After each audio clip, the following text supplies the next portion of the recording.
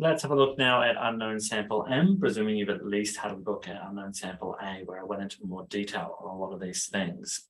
Starting off with my wet tests, I can see no alkene or alkyne as the negative BR2 test.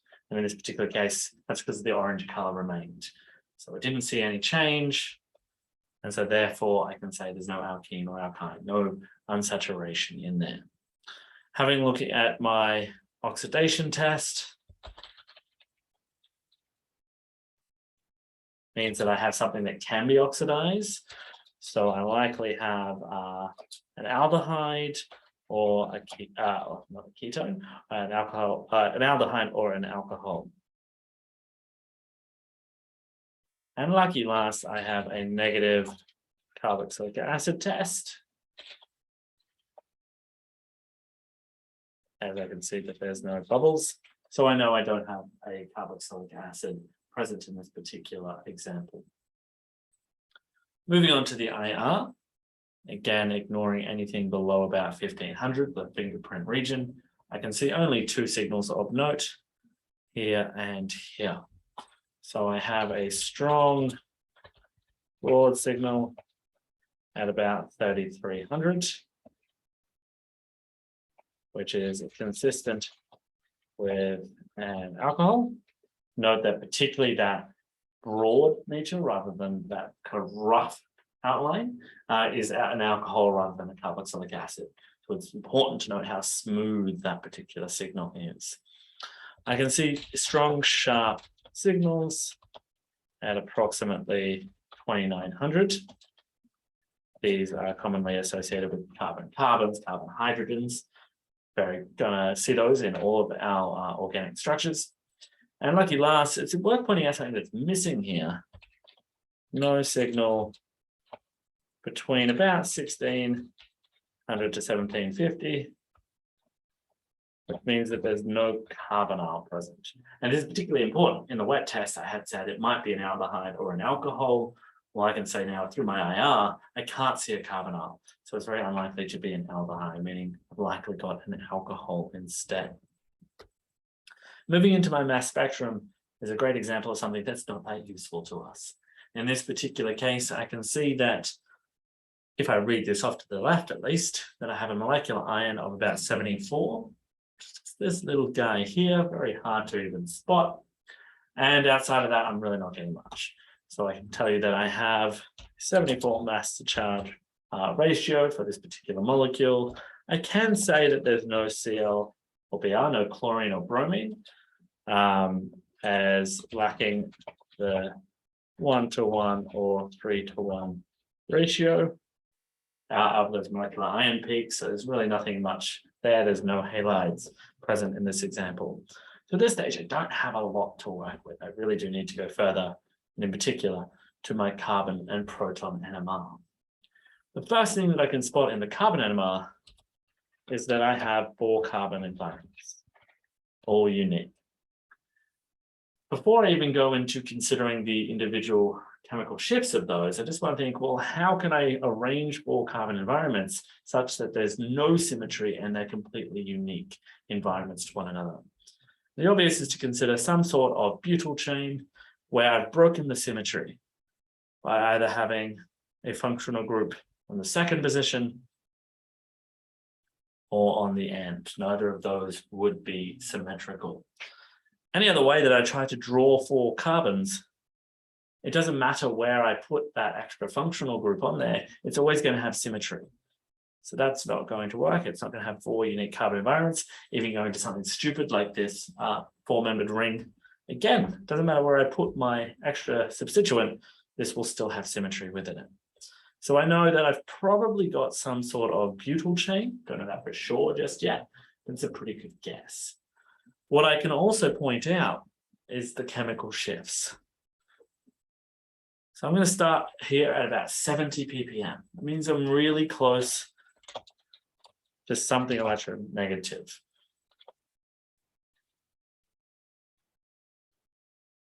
It's typically an oxygen or a nitrogen. There are other elements, of course, but those are pretty good guesses to be that high up and probably near something like that. I also happen to know from my mass spectrum, I don't have a halide present, and or at least I don't have chlorine or bromine present. And I actually already know from my IR and which is backed up by the wet test that I do have an alcohol. So it's very likely that oxygen. As we get further and further away, 50, 35 to about 25 to 10, further away from that. Whatever it is, we're getting further and further away from that. I'll just put in here lack of likely symmetry implies a butyl chain. But by the end of this carbon NMR, I'm not 100% sure which of these two possibilities I have. I know what that X is likely to be. It's likely to be an alcohol. So I can start to draw that in just for us. And I'm pressing way too many buttons here. So I've probably got one of these two alcohols at the moment, but I'm struggling to tell the difference between them. It's worth noting that these two are relatively close to each other, implying that maybe they have a similar chemical environment to one another, but that's just a guess, nothing more than that. So really would be careful with that and say maybe it's more that one, but really I want to go into the proton NMR to be sure. So let's do that. First off, there are 5 proton environments. In either of the guesses that I've currently taken, that makes perfect sense. Either of those can have 5 proton environments coming off one of the carbons or coming off the oxygen itself. We can see that there is a broad singlet at about 4.7 ppm, and that is very likely to be my OH.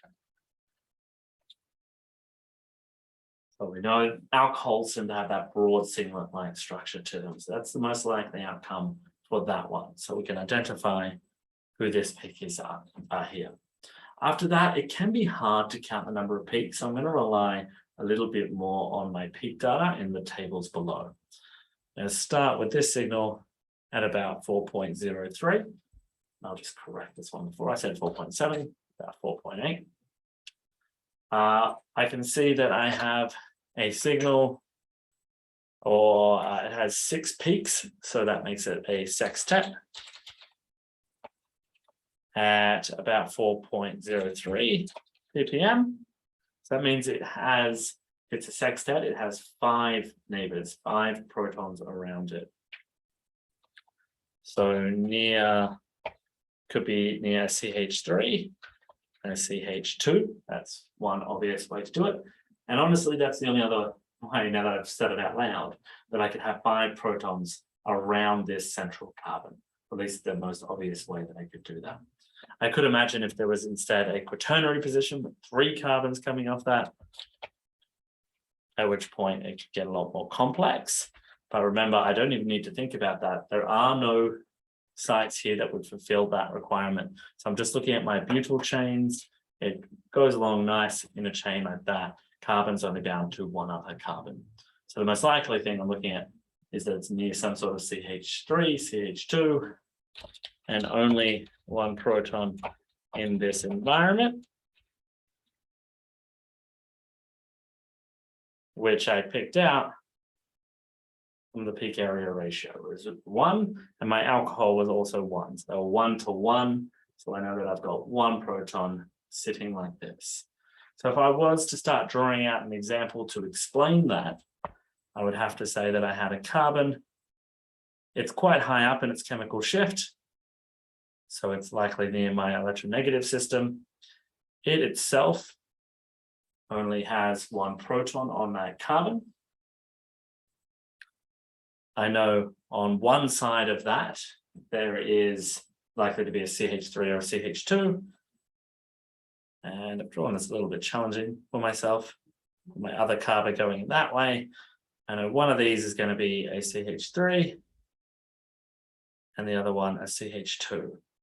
And so this must continue on in this direction.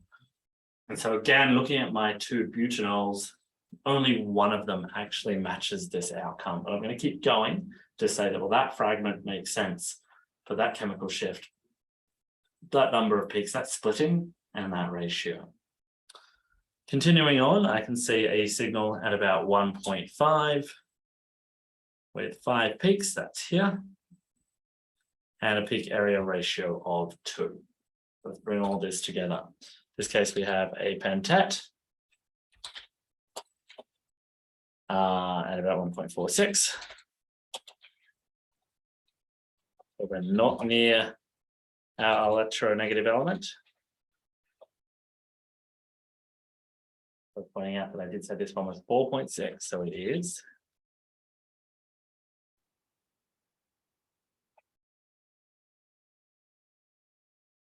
So here we're at 1.46, we're getting much further away already. Very quickly, everything is far away from that electronegative system.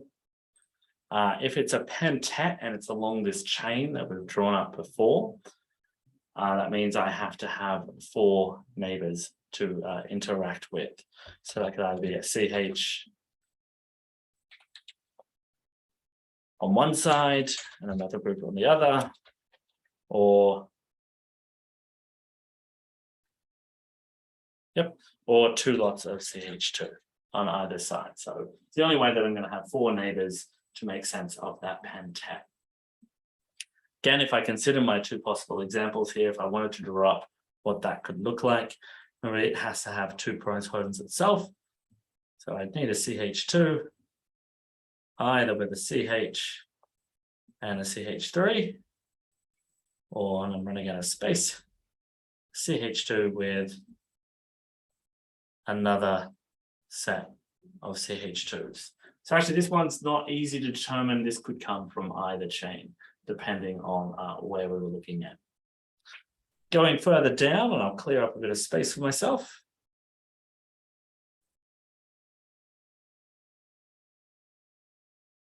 We have our signal at 1.23, which is in here. We can see that it has 2 peaks and a peak area ratio of 3. So if it has 2 peaks, it's a doublet at 1.23. So again, we're not near our electronegative element. If it is a doublet, it'll only be near a CH. So it only has 1 proton that it can possibly couple with. Looking at my 2 examples, the only carbon that makes sense for is this one here on my second or secondary alcohol, where there would only be 1 proton on the neighboring carbon to give me that doublet. Lucky last, we're almost done. Signal at 0.89 with 3 peaks and a ratio of 3. I should also point out, sorry, in that last example, it had an integration of 3. So it's likely a methyl itself. It's not always true, but it's a good guess that if you have 3 protons in one environment, you're probably dealing with a methyl group, which makes sense for the example we just discussed. Next one, we have a triplet at 0.89 ppm. Again, we're not near something electronegative. If I have a triplet, that means I have 2 hydrogens to consider. So I can have a CH2, or I could have 2 individual CHs on either side. But again, we have an integration of 3, so this is likely a methyl group. And more likely near 1 CH2 rather than 2 CHs on either side. So the proton NMR here was quite complex to really pull all this out and explain it. But ultimately, I was only able to get enough data together to say it had to be the 2-butanol. And particularly what gave this away, I only had 1 proton in this environment, which was sitting next to that alcohol. So that's this proton here sitting next to and on that carbon next to the alcohol. For my straight chain system, I would have expected 2 in that region. I can also look at my methyl groups and say, well, I have 2 of them. I have a methyl group here and a methyl group here. The only way to have 2 methyl groups was to have that alcohol within the molecule itself. So logically, result is 2-butanol. As I said, this was a little tricky to figure out where exactly that alcohol went, and I had to really pull apart the proton NMR to truly understand that. But that is the answer for sample N.